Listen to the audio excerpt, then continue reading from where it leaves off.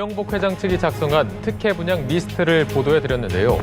이 리스트 안에 과연 어떤 인사들이 있고 이영복 회장은 이들의 요구사항까지 꼼꼼하게 작성할 정도로 왜 그토록 공을 들였는지 고희윤 기자가 분석해봤습니다. 진정서가 경찰에 접수됐습니다. 엑셀 파일로 작성된 리스트는 크게 두 가지입니다. 회장님, 즉 이영복 회장에는 법원장, 검사장, 변호사들이 줄을 이룹니다.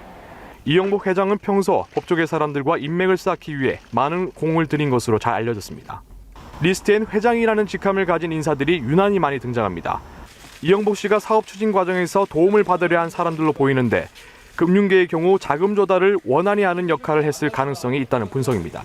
리스트에 있는 사람들 중에는 실제로 분양을 받지 않거나 이곳에 살고 있지 않은 사람도 있을 겁니다. 그러나 부산 최고의 마천루 LCT에서 이영복 회장의 은밀한 초대장을 받은 이들의 리스트가 존재한다는 사실은 부인할 수 없습니다. 부산 LCT에 대해서 의혹을 제기해왔던 분이죠.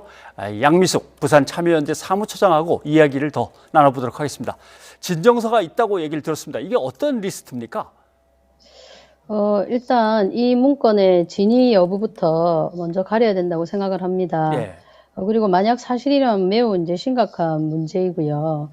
한 130명 정도가 되는데, 이들이 만약에 특혜, 과정에서 분양을 받은 거라면, 예. 이제 다양한 이 건물이 지어질 때, 특혜와 아니면 불법 등에 힘을 실어 주었을 수 있고, 저희가 이제 2017년에 고발건에서 이런 부분을 고발을 했었습니다, 검찰에. 예. 검찰이 이제 이 부분을 명확하게 밝혔다면 이런 혼란이 야기되지 않았을 거라 생각합니다.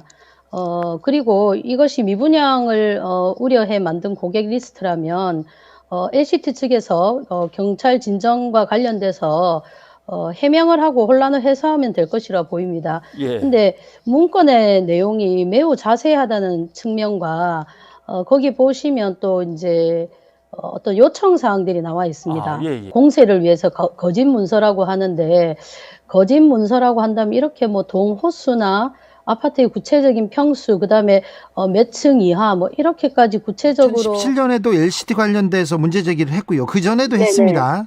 네네. 자, 그런데 수사가 잘 안 됐습니까? 가장 문제가 되는 부분은 무엇이었습니까?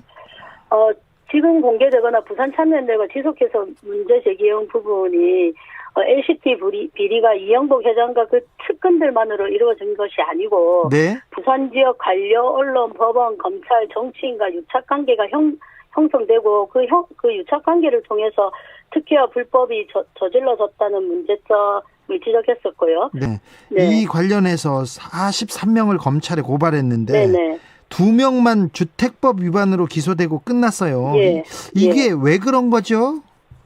예, 주택법 위반으로 이영복이 형을 살고 있죠. 그래서 저희가 이영복 씨가 죄가 있다면 이영복이 주택을 준 사람도 문제가 있을 수 있으니 검찰에 고발을 했습니다. 근데 검찰은 2명을 제외하고 모두 피해자는 증거 불충분으로 혐의 없음을 처리했는데 그 처리하는 시간이 2020년 10월 말이었어요. 그러니까 공소시효가 3일 남은 상황에서 그냥 무혐의 처리했고 예. 네.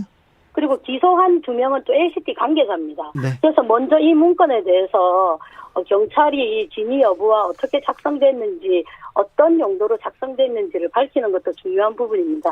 LCT 관련해서 현재 남아있는 의혹은 무엇이며 어떤 네. 문제는 꼭 파헤쳐야 됩니까? 예, 많은 의혹 중에서 여전히 많습니다만은 부산은행 동일인 대출 한도 초과한 이제 특혜 대출 부분, 그다음에 주택도시보증공사가 특혜 보증한 부분, 그리고 전 검사의 변호사법 위반과 범인 은닉, 그리고 각종 행정 절차 등을 비롯한 특혜에 개입한 공무원 전문가들에 대한 공개나 처벌이 없었습니다. LCT 특혜 이런 괴물이 왜 태어났을까요? 왜 그런데 다 밝혀지지 않고 계속 반복되고 있는 걸까요? 그 이유는 뭐라고 보세요?